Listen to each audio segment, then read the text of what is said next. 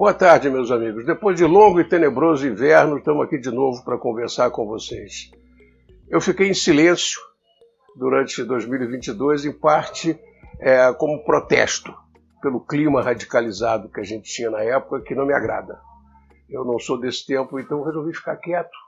E também porque nós tivemos uma mudança de regime remoto para regime presencial em sala de aula, e isso acabou estressando tanto os alunos, que tiveram que estudar, não tinha mais aquela prova fácil, como professores, que também acabou aquela boquinha de ficar em casa dando aula de camisa polo, bermuda e sandália, no maior conforto.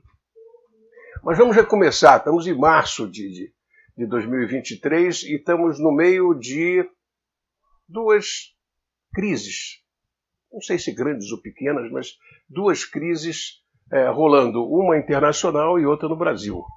E eu queria conversar essa primeira aula sobre isso, uma espécie de aggiornamento sobre o que está acontecendo no mercado financeiro. Primeiro pelos Estados Unidos. O Silicon Valley e um outro banco que era especializado em criptomoedas, que eu não estou lembrando o banco, quebraram. E o First Republic teve uma corrida na boca do caixa. A fiscalização dos bancos estaduais nos Estados Unidos é frouxa. Isso é culpa do Trump, que conseguiu afrouxar a fiscalização sobre os chamados state banks, e deu no que deu. Mas a resposta da Yellen, da Janet Yellen, do Fed, foi muito rápida. O fundo garantidor deles era até $250 mil. Ela rapidamente disse, vou garantir depósito de todo mundo, ninguém vai perder dinheiro. Que já tinha nas mídias aí uma empresa canadense, uma startup que tinha 90% do caixa dela depositado no Silicon Valley, ou seja, está todo mundo correndo, ou seja, ninguém perdeu com isso. Em relação ao First Republic, os grandes bancos, JP Morgan, Citi e outros, fizeram depósitos nesse banco de tal maneira que esse banco teve liquidez, e a impressão que se tem é que a crise está amortecida. A tendência é que o risco sistêmico tenha sido evitado, mas vamos esperar os próximos passos, mas o meu olfato me diz que esse risco sistêmico nos Estados Unidos está superado. Aí quando a gente já vinha assim acalmando com isso, vem o Credit Suisse e diz que descobriu fragilidades nos demonstrativos financeiros deles. O Credit Suisse é cachorro grande. Problema sério. E aí teve uma situação, na minha opinião, vergonhosa do sócio majoritário, um banco árabe, que disse o seguinte, não vou fazer aporte de capital nenhum. Engraçado, né? Quem é que escolheu o conselho de administração desse banco? Não foi o acionista majoritário? Quem é que escolheu o CEO?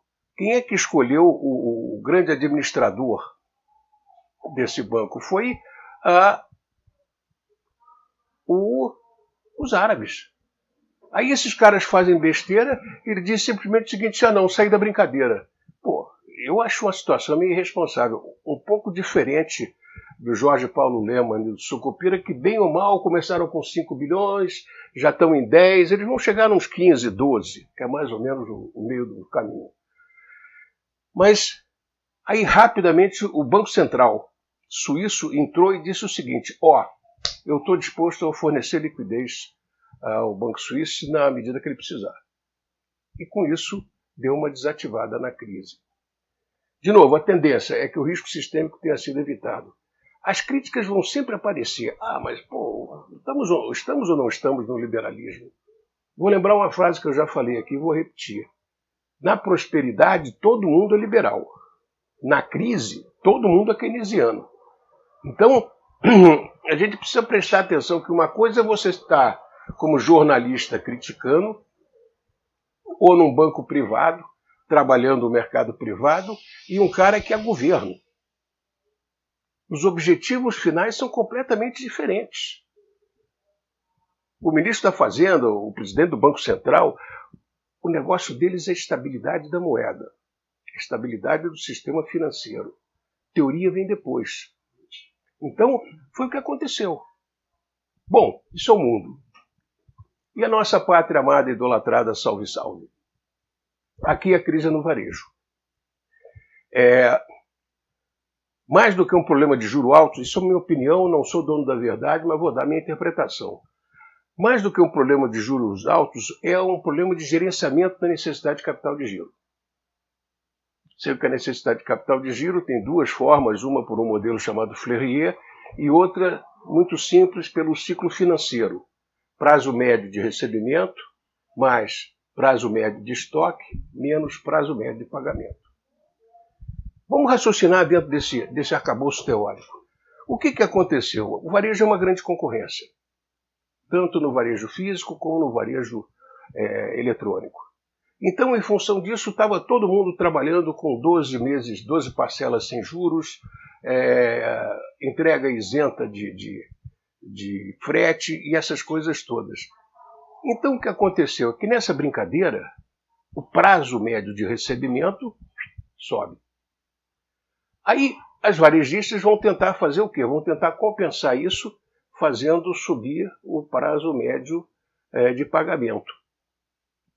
Então, o que acontece é que se você equilibra prazo de recebimento e prazo de pagamento, você é refém do giro de estoque.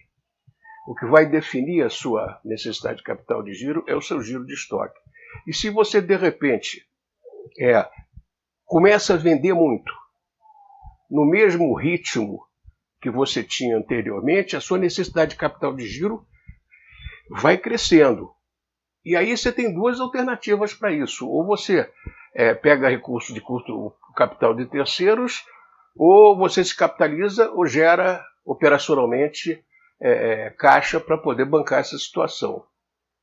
Margem de varejo é baixa, ou seja, geração operacional de caixa é baixa. Moral da história, você tem que ir para o mercado atrás de financiamento. E aí aparece o tal do risco sacado.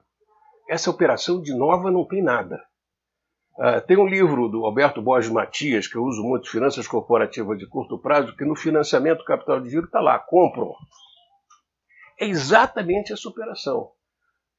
Codinome dessa operação, compro.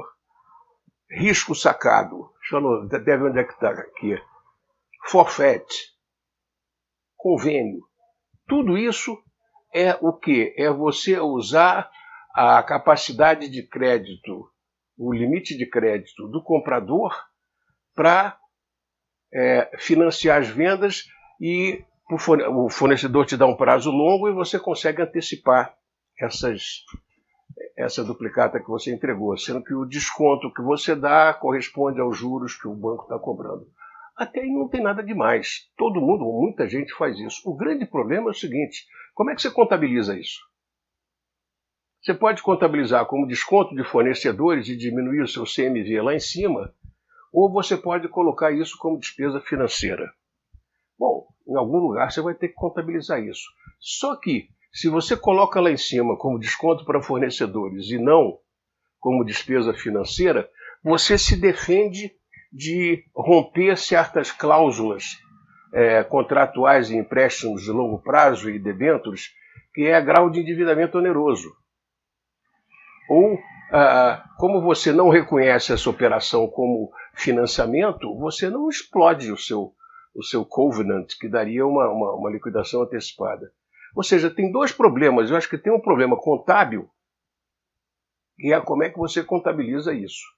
Agora, tem um outro problema, que é o problema financeiro, que é você romper com esse problema, de onde que ficam as coisas e do covenant, mas tem uma grande questão aí por trás que eu acho que ninguém tem a resposta ainda. Meus amigos auditores na PUC também ainda não têm resposta, que é o seguinte: como uma empresa registrada na Bolsa e auditada pode ter 20 bilhões de reais fora dos seus demonstrativos financeiros? Eu não sei como é que foi. E aguardo notícias, né, da hora que tirarem o sigilo dessa coisa toda, para ver o que está acontecendo. Além disso, agora começou a sair um outro comentário em relação também à área de varejo, que seria você negociar um determinado lote de compra com o fornecedor te dá um desconto de tanto, você apropria esse desconto rapidamente no seu custo de mercadorias vendidas, mas você não compra exatamente o que foi combinado. Então, o que vai acontecer é que, num determinado momento, você vai ter uma posição de custo de mercadorias vendidas que não é muito real. Esse é o problema brasileiro de hoje.